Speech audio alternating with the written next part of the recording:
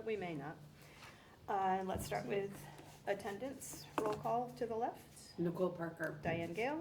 Doug Moglen. Russ Anderson. Nadine Signoni. And the Pledge of Allegiance.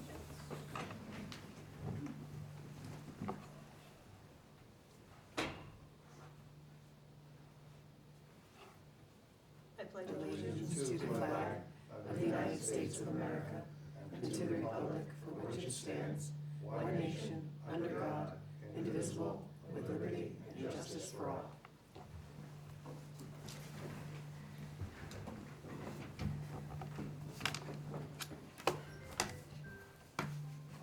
And we will move to public comment. Is there anyone in the room with public comment this afternoon? I do. Hello. I think he was I'm on first. Zoom. Okay. Okay. Take it. Okay, we'll get to you in a second. Sir? Good evening. Just come up, sit up here. Whatever you like, sir.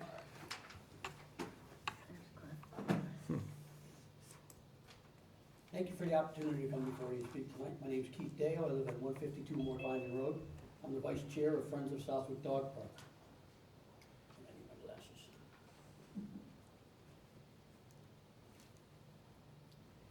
We've become aware there were concerns raised by other parties at your last meeting regarding the availability of the land through the 32-acre parcel that was gifted to Friends of Southwick Dog Park and the use of this property for, among other things, the extension of Hudson Drive to Sam West Road.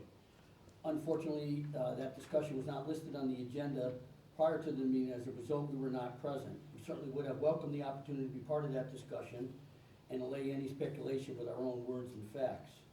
I want to begin by addressing the question that's been raised regarding the future road construction and access through this property.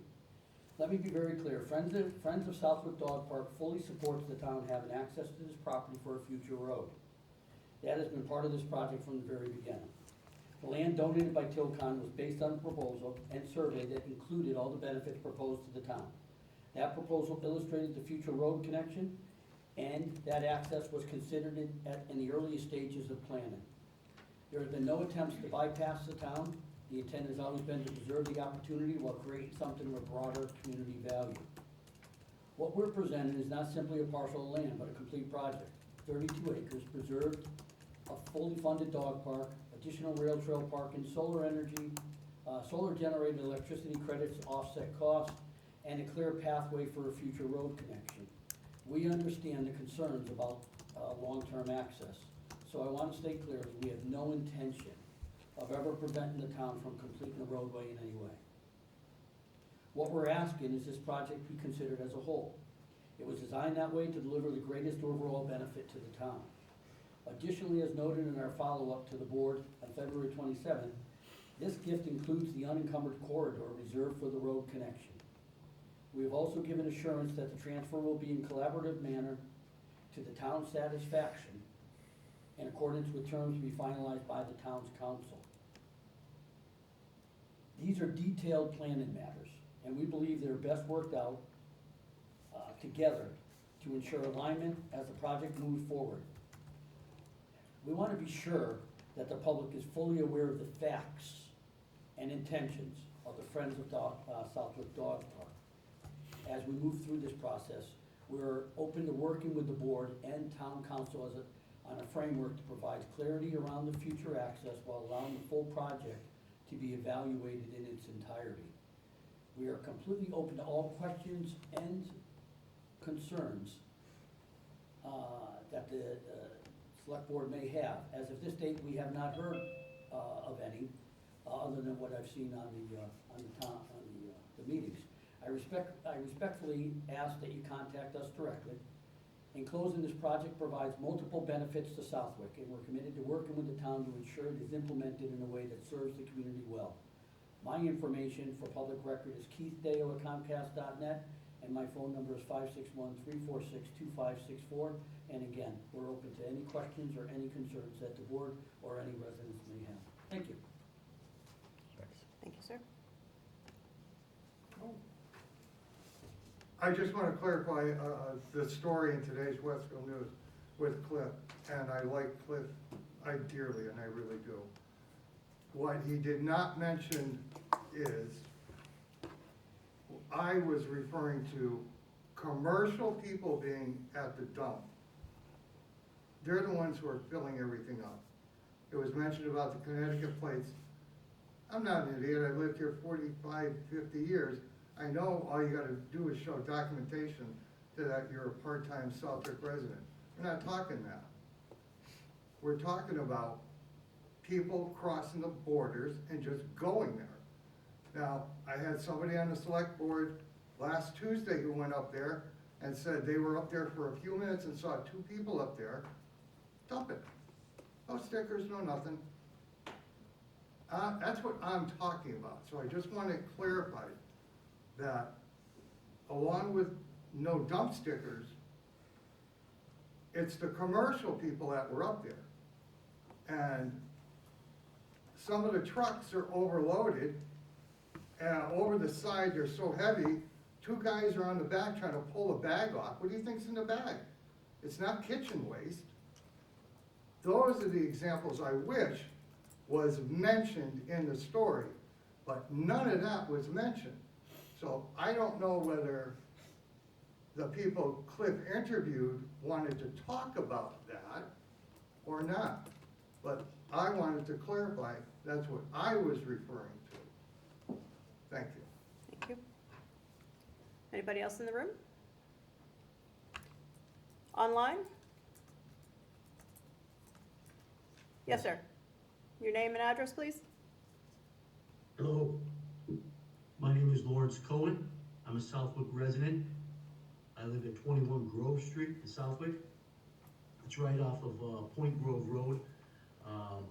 For 11 years prior to this address, I lived at Lakewood Village right off Point Grove Road.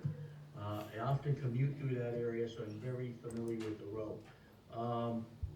I did note in the last meeting that I saw online, you folks were talking about the roadways, so this relates to that. What I've often noted along Point Grove Road is all times of year, winter, summer, all kinds of weather. I very often see people walking up and down Point Grove Road. Parts of the road does not have much of a shoulder, so it's impressed me as being kind of a dangerous thing to do, but I often see people walking up and down the road. You know, I know there's many businesses there, restaurants, there's a liquor store, the biking trail goes under Point Grove Road with a bridge. There's a gravel walkway next to the ale house that goes down and connects the Point Grove Road area to the rail trail. Personally, I use the rail trail regularly. Despite the lack of a shoulder on occasion, I myself have walked along Point Grove Road to get to the gravel trail and go down to the bike trail. But basically, you know, my comment, and I'll note that I have discussed this with John Goddard with the Department of Public Works, and he seemed to think that it was a decent idea. That's my impression anyway. He made some suggestions about how to move forward, including perhaps participating in this meeting. But, you know, my comment or my idea is that, you know, simply that there should be a sidewalk or maybe a wider area, section of the road to accommodate bikes or pedestrians along Point Grove Road. Again, it's just that it's commercial, there's a lot of businesses, there's the bike trail, there's a sidewalk at the end of Point Grove Road along Depot Road, and it appears to me anyway that there's a real need for a pedestrian walkway, simply because I see people walking up and down it all the time. And it does impress me as being a somewhat dangerous thing to do because of the lack of a shoulder and the fact that, you know, as we know, cars often drive a little faster and a little over the speed limit, you know, more than they should.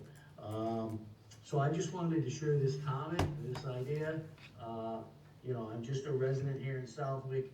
Like I said, I live in that vicinity, and I'm hoping someone in a better position with the town might be able to take the idea and and move it forward. I was told that there's an option to get a petition, and that requires 100 signatures. To be frank, I don't know that I'm willing to put that much time into it, but I did want to share my idea with the board. Thank you, sir. Anybody else online? None. Okay, moving on. All right, we have a discussion and a greeting with Brian Menard to the Master Plan Implementation Committee. You want to come on up? Do you? If you have anything you want to add, sure.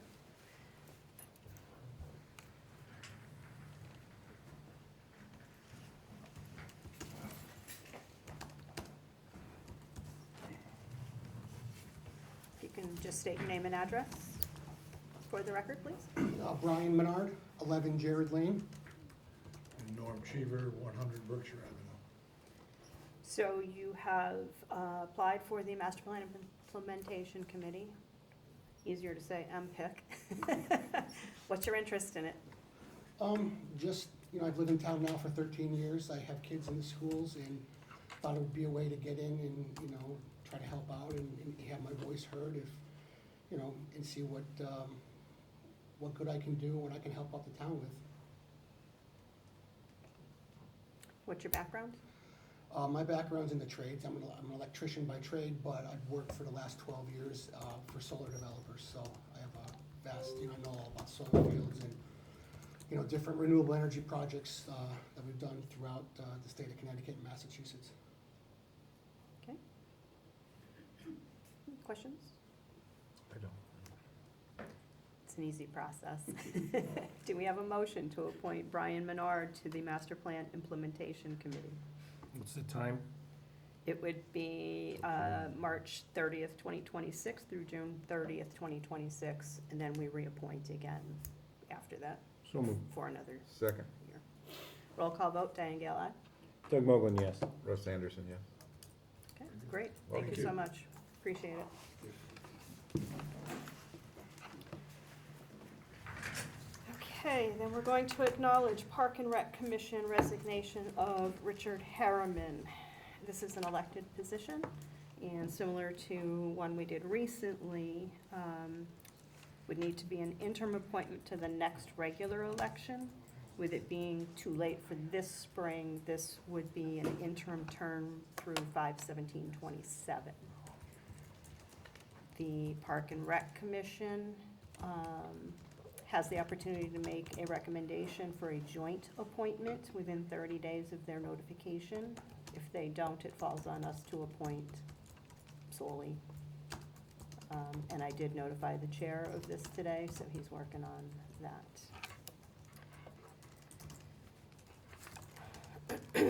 Anybody got any prospects? Push them forward. Then we have to discuss and vote on the lake management recommendation, request for proposal. This is an RFP they did for lake treatment contract for a 3-year period, similar to the ones they've done in the past. This also has an option to renew in years 2 and 3. The total estimated value of these treatments is $30,000 per calendar year, and that spans fiscal years. These are covered under lake management, the lake restoration budget lines, and by the DCR 3-year hydrilla grant. In addition, Suffield and Citizens Restoring Congamon also share in this cost. Any questions on that? He's looking to award it, right? Yes, they've reviewed it and indicated that they received 2 bids, from Solitude and the other long-name one that failed to actually meet the conditions. And they've worked with Solitude for many periods already. You looking for a motion? Yes, to approve Solitude being awarded the 3-year invasive plant and algae management service contract. So moved. Second. Roll call vote, Diane Gale, aye. Doug Mogul, yes. Russ Anderson, yes. Then there's discussion to amend the intermunicipal regional dispatch services agreement, and you have something to add to this? I just sent it over to legal counsel and I haven't heard back, so if we could defer it a week before we hear back from them. Okay, Thank you. discuss, Do we know what the premise of it, what changed? Well, there's an executive body which consists of, you know, us and Westfield. And they'd like to change it to advisory, and I just would like to know the impact of being advisory versus executive.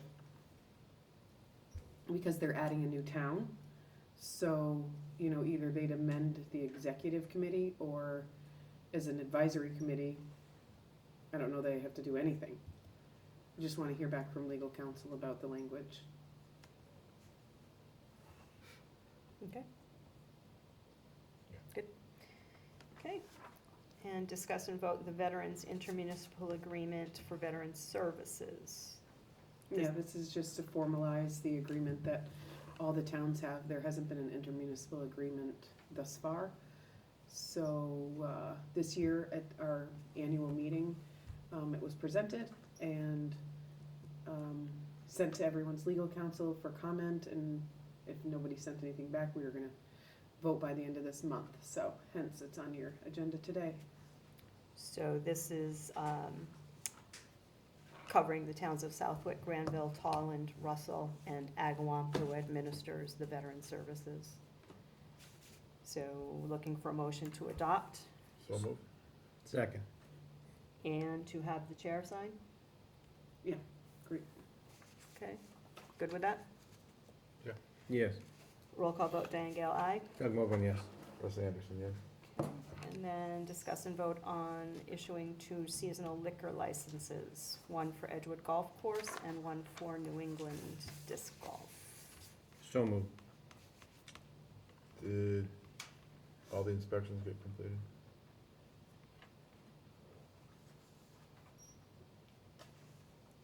Do we know that?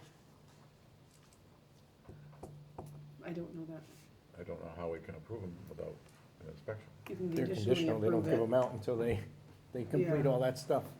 because they do have to show the licenses to purchase the alcohol. So you can approve it conditional on inspections All right. complete. I make a motion approving condition on inspection from appropriate agencies. Second. Roll call vote, Diane Gale, aye. Doug Mogul, yes. Russ Anderson, yes. Next item is to reappoint Lizanne Bennett as Inspector of Animals.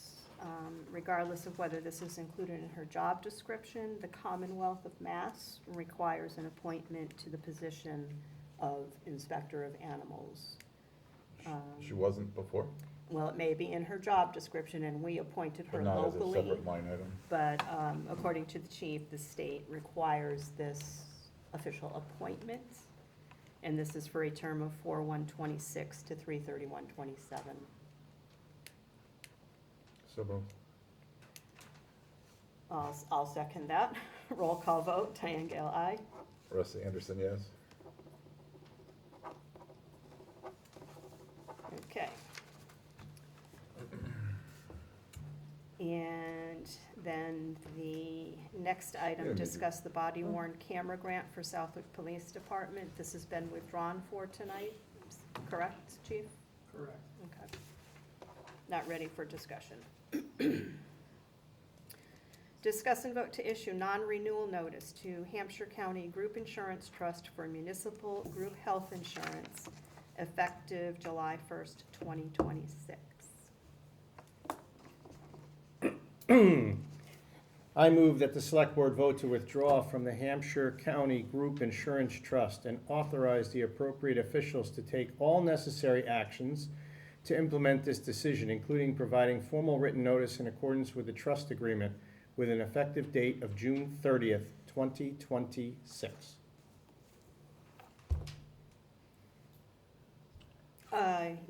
You're recusing, I'll second that. Roll call vote, Diane Gale, aye. Doug Mogul, yes. Russ Anderson abstain. Okay. And acknowledge and approve $250 donation to be deposited into the Southwick Fire Department gift account from Avery and Tracy Root of Southwick. So moved.